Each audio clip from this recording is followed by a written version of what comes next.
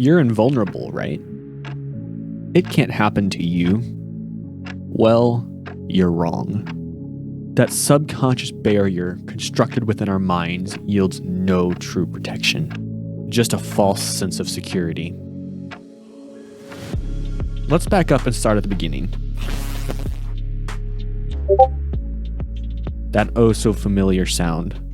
Though I didn't know it at the time, this notification signaled the beginning of my largest online failure.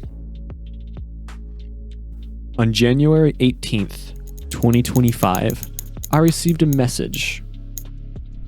A message from somebody I had recently begun contact with on Discord. This message was a server invite, an invite to a Minecraft server. So wanting to be polite, I joined. But here's where I messed up. When I joined the server, it asked for a verification, a Minecraft account verification. I went ahead and followed that process, though failing to see the signs of a scam.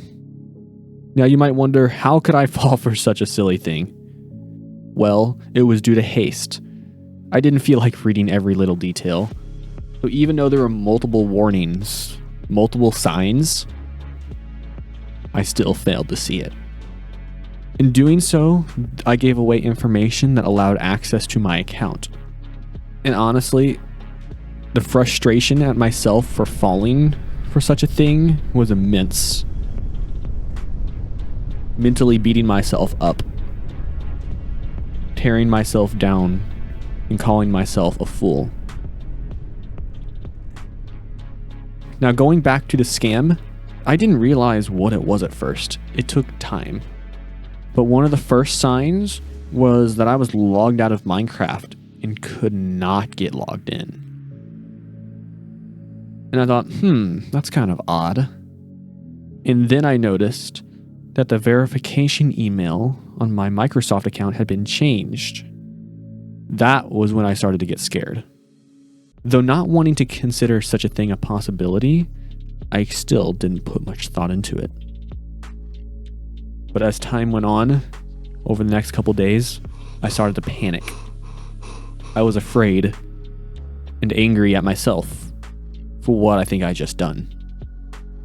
And that's when I get another message. A message from a Discord bot. And what message did it have for me?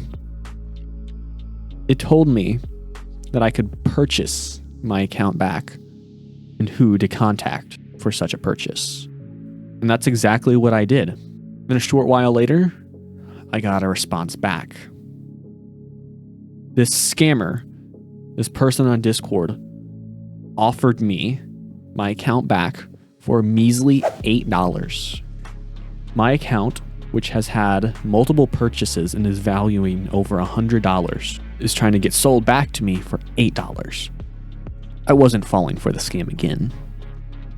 Despite how sketchy it was, I went along with it. I entertained the thought. As the conversations continued, I asked a question to the scammer, asking, how can I trust that you give me the information needed for me to gain control back over to my account? And he proposed a middleman. And at that point, more than ever, did it just feel way too sketchy. I had a feeling that that was the true scam. Immense anger welled up inside me. Bitterness and frustration consumed me. Feeling controlled and taken advantage of.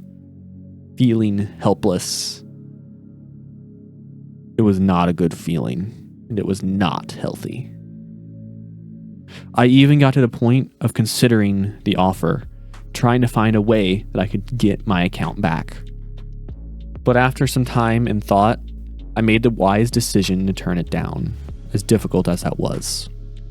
Though during this entire process, something important was taking place behind the scenes that the scammer did not know about. I started talking to Microsoft. Initially, Microsoft allowed me to change my password, but that wasn't enough. That email, the email that wasn't mine attached to the verification, needed removed. Because any codes that got sent to that email, and I could not access it. That puts us on January 21st, a Tuesday. It was time for me to get into contact with Microsoft support. After answering many questions and a lengthy conversation, I was told that my case would have to be escalated to some sort of what they called a higher escalation team, or what they sometimes refer to as engineers. They told me it would take 3 to 5 business days before I would get an answer back. I waited, and I waited, and I waited. 10 days I waited. And after deciding enough was enough, I contacted support again. I talked to support, and after answering a few more questions, they told me that my case would be rushed and that I would be contacted within the next 24 to 72 hours. The next day, I received an email, and I realized that I had this email while I was writing this very script. At this point, I was super hopeful, determined to get my account back, willing to do whatever it takes. Its value was just too high to let go. I couldn't let go. This email talked about how my account had been locked due to fraudulent activity, which is good because that keeps the scammer out, but it also keeps me out. But this is where the message stung. That it was unrecoverable. That due to some policies that they have, they cannot refund or transfer any data. Despite the fact that I have made multiple purchases with them, there is nothing they can do. At this point, I was stunned, frustrated, yet for some silly reason, I was still determined. With a childish hope, I was pleading in my mind, trying to figure out a solution, still trying to figure out a way that I could get my account back. Maybe the email that I had just received was from the first conversation with Microsoft, meaning that I would receive a different email from the second conversation. But that never happened. Now, you might be wondering why I'm so determined. Because I didn't want to lose the hundreds of hours I had lost. Primarily on servers like Hypixel. One of the biggest things, though, was sentiment. Its sentimental value to me was immense. I have had the account for probably 6 years, maybe 7 years. So the idea of letting it go is just too sad. And the final reason, I'll admit it, was pride. The idea that I could be taken advantage of. The idea that I was helpless to dig myself out of the hole that I created. It was unbearable. I believed that through enough determination, through enough thought and planning, I could figure something out.